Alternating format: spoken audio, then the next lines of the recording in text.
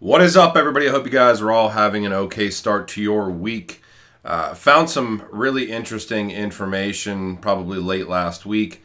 And then in combination with the DTCC information today, I felt like it was certainly justifiable to do a video here. The information that I found last week comes from May of this year. This is through the United Nations Development Program, directly mentioning Ripple here. But I want to go through this a little bit with you. Implementation Handbook on Interoperable Payment Solutions. Now, this is coming from the United Nations Capital Development Fund. That's the UN's capital investment agency for the world's least developed countries, creating new opportunities for poor people and their communities by increasing access to inclusive finance and investment capital. Now, what I really want to get into here is they're talking about improving international remittances by supporting interoperable payment systems.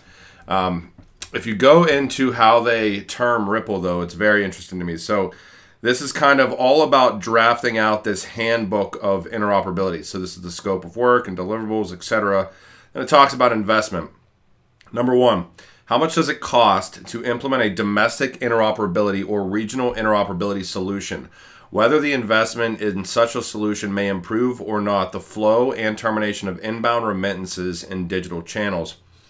Here's where it gets a little bit juicy. From experience of different countries, especially those countries where financial service providers have integrated with global payment networks and international hubs, such as Ripple.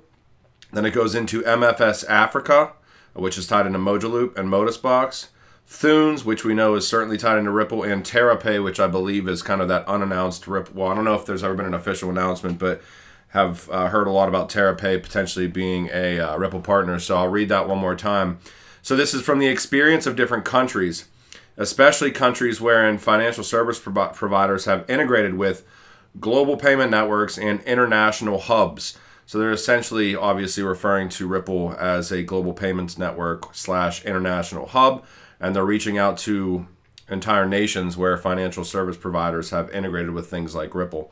Thunes, TerraPay, etc. Just found that to be a little bit interesting, to be frank. Mojaloop Foundation, we can see right here with the United Nations Capital Development Fund as well, literally building out a real-time payment system for Myanmar, so entire countries. All right, this came across last week, and shout out to Lemonade on here in the Hedera community, but this is LG Electronics has begun minting NFTs on Hedera for their LG Art Lab NFT and crypto initiative. It will include the issuance and trading, so this is from a patent here, the issuance and trading of non-fungible tokens via television software, token brokerage, transaction management, and payments processing. You can see that they've looked on this is kind of pulling data from the network here. This is tied directly into this LG collection. You can go to the data within the minting, and it's for LG Art Lab. You can look at the trademark application that LG filed earlier this year. LG Art Lab again, NFTs, and Mike Conduitis, I'm probably pronouncing that wrong. TVs that issue NFTs. LG has filed a trademark application for LG Art Lab, claiming an intent to offer TV software for issuing and trading NFTs. Software for NFT plus cryptocurrency transactions, digital token brokerage, and wealth management. Now, apparently, this LG Art Lab is going to release this year, so I did like a targeted search. This is Barry Ball. He's an American sculptor. If you kind of go into his upcoming scheduled proposed exhibitions and installations, he is going to have this new physical sculpture sponsored by Nia Company and LG Electronics. This will be the debut of both LG's Art Lab and Barry's NFTs. So it's happening this year. They have it slated in for 2022. If you're not aware how big LG is, obviously 128, or LG Electronics, I'm sorry, second largest TV manufacturer behind Samsung. This is pulling from Wikipedia. This is just giving you guys a little bit of a brief overview here. 128 operations worldwide, employing 83,000 people. I'm pretty sure everybody knows what LG is, though. All right. Now, this, I think, is obviously the big hitter announcement of today, which I think is absolutely massive. So this is DTCC, or the Depository Trust and Clearing Corporation, announces that their ION platform is now live in parallel production with their normal legacy system, and it's processing over 100,000 transactions per day on distributed ledger technology. Now, this platform is underpinned by R3 tech. So you can see R3. We're excited to share that DTCC selected R3's Corda as the underlying DLT for its Project ION settlement platform, which is now live in a parallel production environment. We've talked about this many times on this channel. Certainly, a lot of these traditional financial institutions are building out parallel rails, and they're testing things kind of at this phased level of testing. Obviously, over time, especially with regulatory clarity, there's going to be crossover.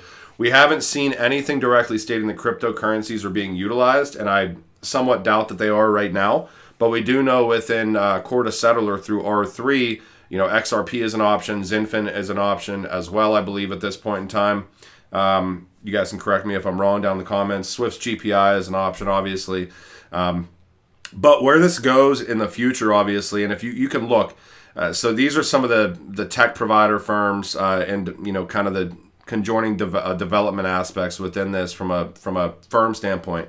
Apex Clearing Corp, Barclays, BNY Mellon, Charles Schwab, Citadel Securities, Citi, Credit Suisse, Fidelity, Finality, Goldman Sachs, JP Morgan, Morgan Stanley, Robinhood, State Street, which is a huge fund manager, I think top 3 in the world, next to Vanguard and BlackRock, and Virtue Financial.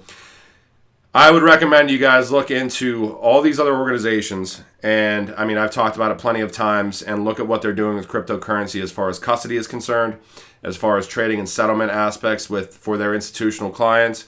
I mean, it's pretty clear cut and dry where this goes over time, and this is even saying here that it's a parallel book, etc. But what they're doing is they're working closely with their clients on a phased expansion of the ION platform.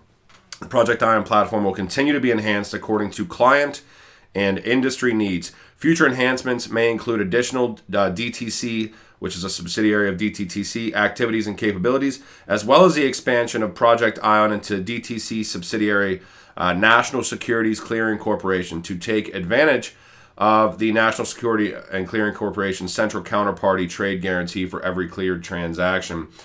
I mean, I can go back and I'm not a big roto guy, as you guys know, but this is one thing that certainly was called out by Bearable Guy prior to anybody that I know in this space that considers himself decent at research or anything else. None of us really saw this. This was Bearable Guy basically saying keep your eye on the prize with just an ION.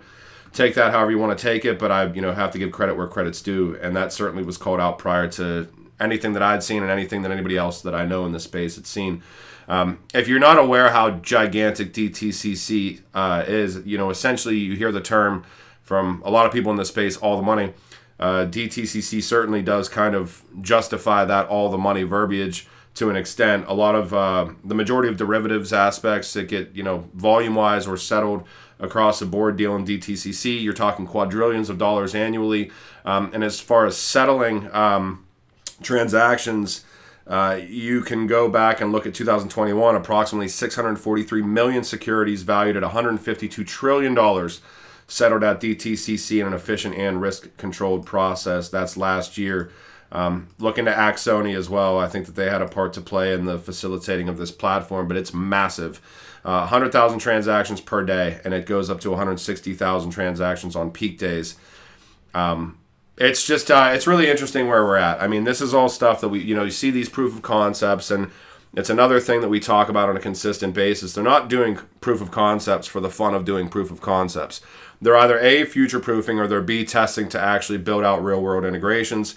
This is obviously the latter, real world integration, Project ION. Now, we do know that DTCC also has Project Whitney.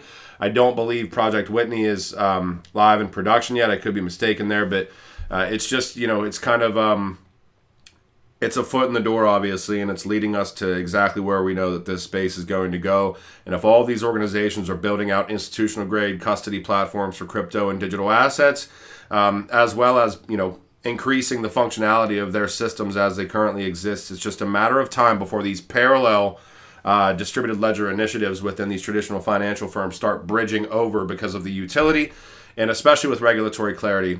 It's going to be a drop in the bucket here, and I this is just an amazing announcement today. So hope you guys enjoyed this video. Again, the United Nations Capital Development Fund, referring to Ripple in kind of some interesting verbiage ways. You got LG Electronics with Hedera Hashgraph, and DTCC, which I don't think I didn't even do it justice with how big this is, just kind of with all of this going live. So hope you guys enjoyed this video. I will talk to you when I talk to you. Thank you. Bye.